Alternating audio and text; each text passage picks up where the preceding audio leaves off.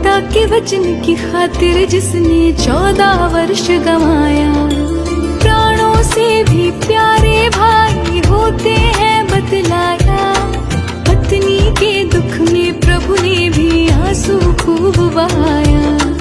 अपने भक्त के खातिर जिसने, अपने भक्त के खातिर जिसने झूठे बेर दिखाए। तीनों भैया प्राण लुटाए, हनुमत दिल में बिठाए।